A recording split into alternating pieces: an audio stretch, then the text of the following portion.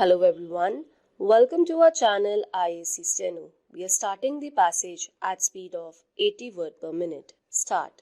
Mr. Vice Chairman, Sir, this year the President's address given to the Parliament gives a well-conceived, well-prepared picture of the nation.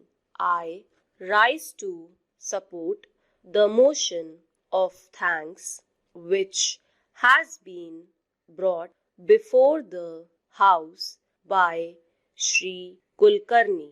At the outset, he has pointed out that this year has faced a severe drought. Then he points out to the danger of internal and external forces that remind us of the secessionist tendencies, the terrorism that is prevalent in a very serious form in the northwest and northeast frontiers of the country. This really requires attention of not only the government but of all the people, of all the political parties existing in different parts of the country. In his speech, he has tried to remind us of the promises made in our Constitution.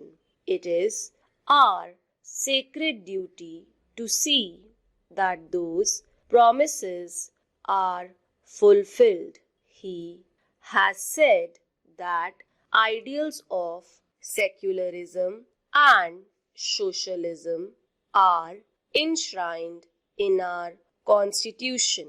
These values have to be upheld, and above all, integration of the nation is also to be upheld. Sir, it is time that we did not discuss matters out of emotion. When we speak emotionally, we forget these high goals. We forget reality and rationalism. Sometimes it is necessary to see that healthy criticism is there. It is required in a democracy to rectify mistakes of a government. It is a welcome feature, but when we speak emotionally, we forget these fundamental facts and obviously we commit mistakes. Here, we should remember that we are speaking in the highest supreme body of the nation, where the future of the nation is to be built.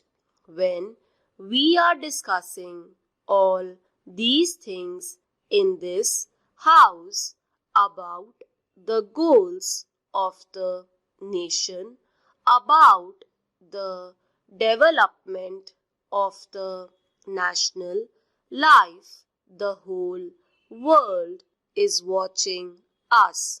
So this factor has always to be kept in mind. Now coming to the second point about the external dangers, we know of the terrorists in the border states. Sometimes they are assisted by certain outside powers who are not happy with our development.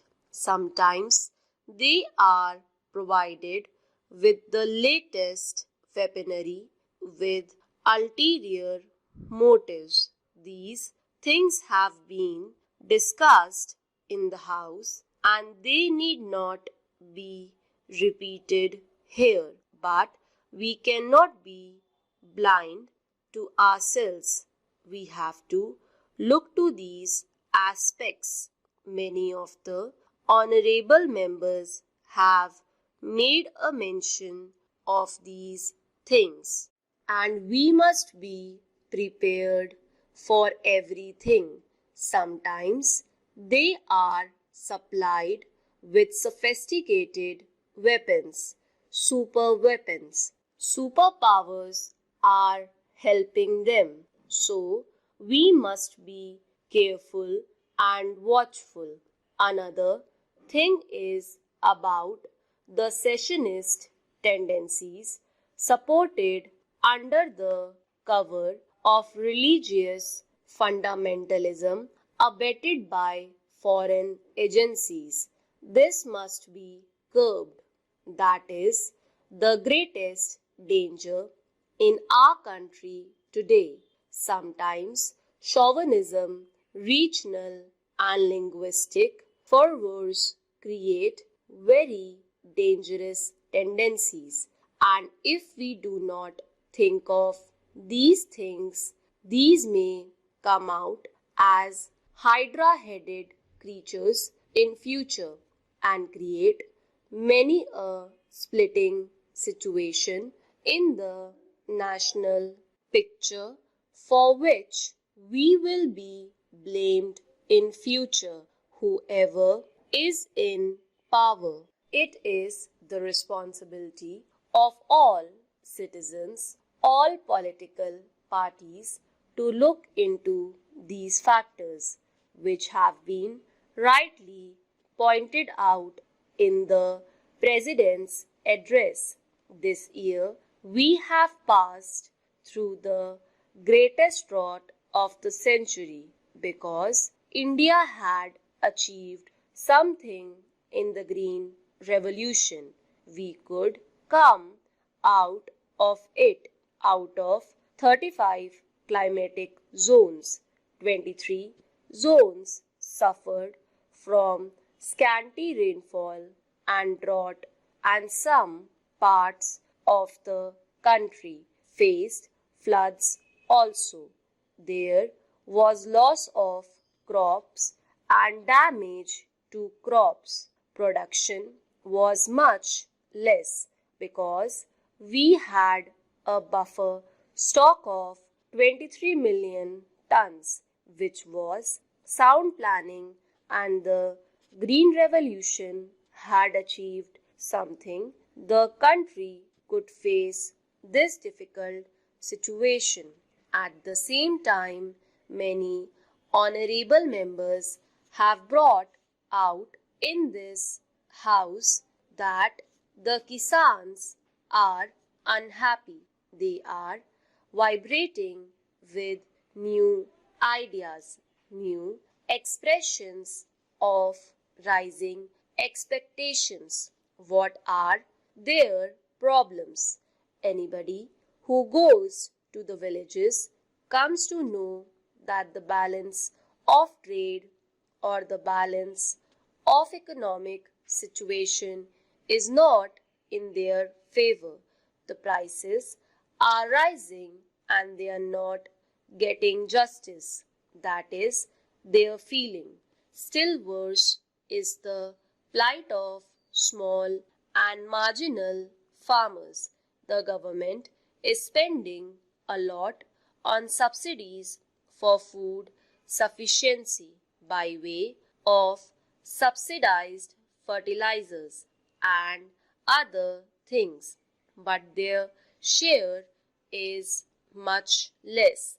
The dry land farmer and the small and marginal farmer have to do distress sales because in our country there is no proper marketing organization to help them. Unfortunately, we had thought that the cooperatives would develop, but they have not developed, and the marketing agencies have not developed, so they are the worst sufferers in this situation of rising prices.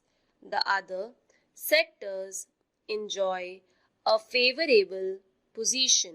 They can command the economy.